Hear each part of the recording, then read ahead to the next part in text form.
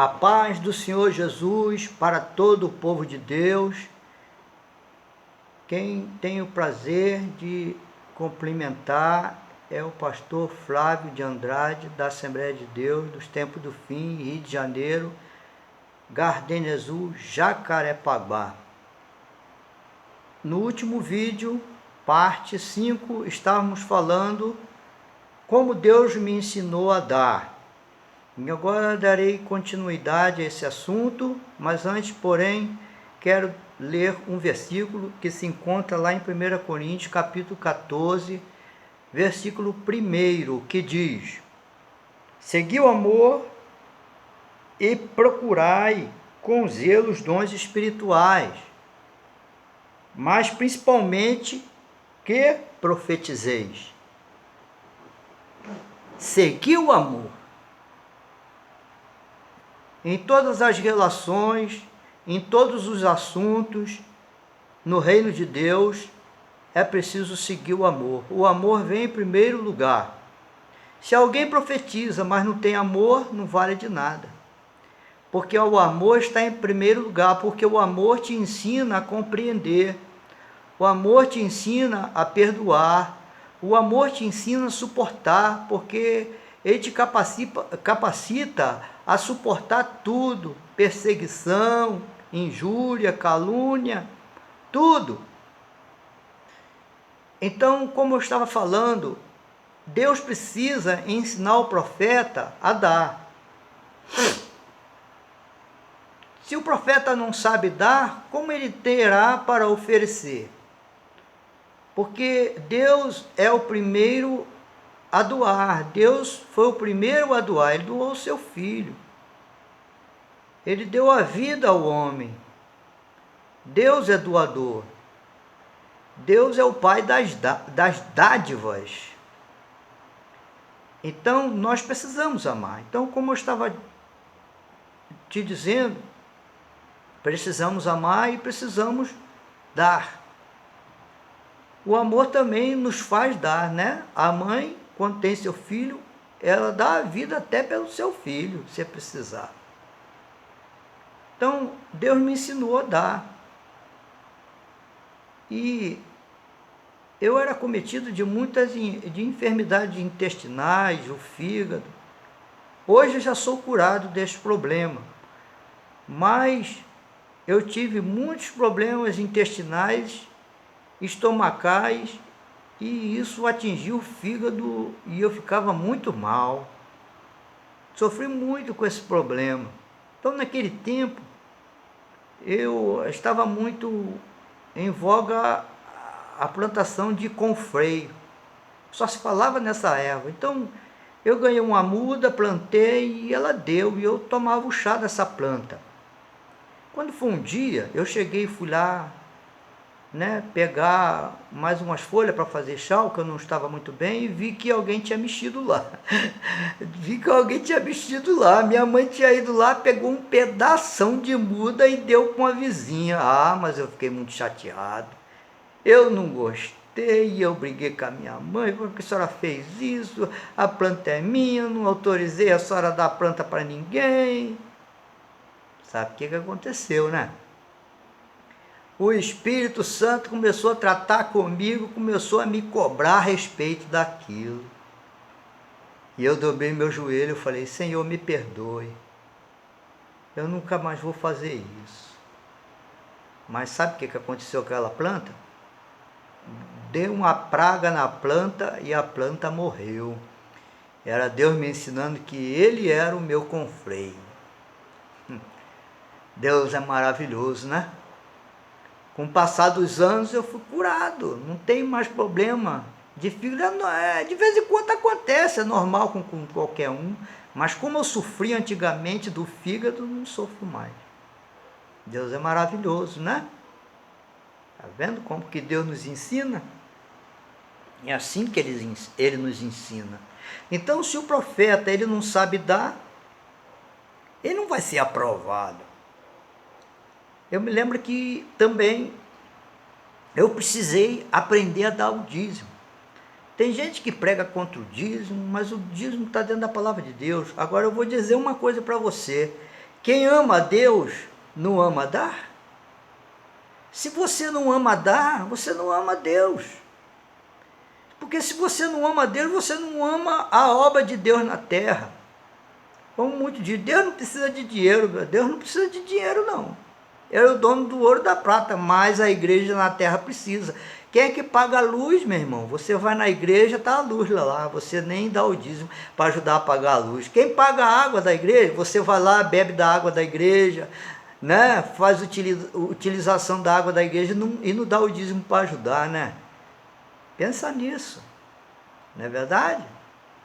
É quando muitas das vezes tem uma necessidade na igreja, vai se utilizar o do dízimo, não é? E você não quer ajudar a obra de Deus, não dá nenhuma oferta, nenhum dízimo, você nunca vai ser um profeta, você nunca vai ser um autêntico servo de Deus. Você tem que aprender a dar o dízimo, porque você dando dízimo, você vai poder fazer prova desse Deus, e Ele vai abrir a janela dos céus e vai te abençoar. Mas você não para pensar nisso, né? Porque quem não dá o dízimo é egoísta. Quando você dá o dízimo, você prova que ama a obra de Deus, que ama a Deus. E existe outros que dizem, não, essa ordenança aí era para os sacerdotes. Não, essa ordenança é para o povo de Deus. Abraão dava o dízimo, não é? Abraão dava o dízimo. Isaac também dava, Jacó também dava. E muitos outros davam. Existe igreja que faz coleta, não é? Deus respeita, tudo bem. Mas o dízimo é bíblico também. Bom, vamos passar... Não, eu tenho mais uma coisa para falar. Uma certa vez, eu tive uma visão que eu vi uma carteirinha de dízimo jogada no chão. Estava lá no chão. Aí eu falei, Senhor, de quem é essa carteirinha? E o Espírito de Deus falou assim para mim, é de fulano de tal. Falei, é mesmo? E sabe o que eu vou fazer? O anjo que faz cobrança vai na casa dele e vai fazer uma cobrança. Eu não vou entrar em detalhes, tá? Mas Deus fez uma cobrança muito severa e a doença acometeu a família depois dessa revelação. Dali para frente Deus começou a falar comigo mais a respeito do dízimo, que quem não dá o dízimo está em falta diante de Deus. A Bíblia chega a chamar de ladrão para quem não dá o dízimo. E Deus tratou com esta pessoa severamente. A pessoa ficou doente, muito doente mesmo. Uma pessoa da família desse irmão. Ficou muito doente, ficou muito mal mesmo. E eu quero dizer a você, prove para Deus que você ama a obra dele. Entrega o teu dízimo. Mas eu tenho mais coisa para falar, né?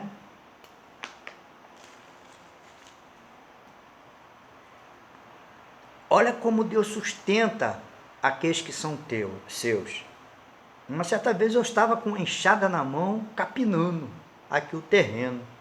Nessa época não tinha o prédio que tem hoje, né? E tinha uma parte que tinha terreno. Eu estava sempre capinando para não deixar o mato crescer. E o Espírito de Deus falou assim para mim, para o que você está fazendo e vai na igreja tal.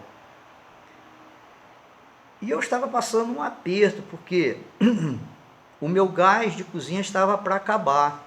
E eu não tinha o dinheiro. E como de costume, eu sempre chamava minha esposa e falava, Cristina, ó, a carteira está vazia. E aí eu levantava a carteira para o alto assim e falava, meu Deus, coloca dinheiro nessa carteira. A respeito do sorteio que eu ganhei, que eu contei no outro vídeo, eu me lembro que eu cheguei em casa e falei para minha esposa, estou participando do sorteio do Dia das Mães. Ah, mas eu não vou ganhar não, esse bairro é muito grande, tem muita gente. Sabe o que a minha esposa falou para mim? Ué, você não é um homem de fé? Tá vendo? E acabei ganhando. Então, voltando lá, eu precisava de um dinheiro, para uma parte do dinheiro para comprar o gás, não tinha dinheiro. E o gás estava acabando, e eu tinha que entregar na mão de Deus. Aí Deus falou assim, vai na igreja tal. Aí eu cheguei lá, e uma irmã me deu oportunidade, e eu contei lá umas coisas, falei umas coisas de Deus lá para aquela igreja. Aí um irmão, aí quando acabou o culto, o irmão veio na minha direção e falou, ô irmão, vem aqui fora que eu quero falar um negócio contigo. Aqui ó, toma. Ele me deu um dinheiro, sabe? Justamente o valor do gás que eu tinha que comprar. Deus é maravilhoso, né? E eu pude comprar o gás, tá vendo? Eu vou contar mais uma, porque Deus me sustenta. Eu tinha saído e eu peguei um ônibus e fui num lugar que eu não me recordo. Mas quando eu estava voltando, eu vinha direto para casa. O expedidor falou assim, desce agora aqui e entra naquela loja ali. Eu falei, mas Senhor, eu estou indo para casa, eu desço. Mas o que eu vou fazer naquela loja ali? Eu não tem nada para comprar, não tem intenção de entrar naquela loja ali. Deu, entra naquela loja. Eu fui lá e entrei. Né? Até a loja Magal. Né? Aí eu entrei na loja. Aí fiquei zanzando lá por dentro da loja. Senhor, o que o senhor quer? Aí eu zanzando pela loja. Senhor, o que o senhor quer? De repente, eu entrando assim num dos corredores da loja, uma irmã olha para mim e fala assim, Pastor Flávio, eu estava pedindo a Deus para encontrar com o senhor, eu tenho aqui, ó, uma importância para te dar que Deus tocou no meu coração. E ela foi e me deu aquela importância em dinheiro. E eu estava necessitado. Porque no ano de 1990,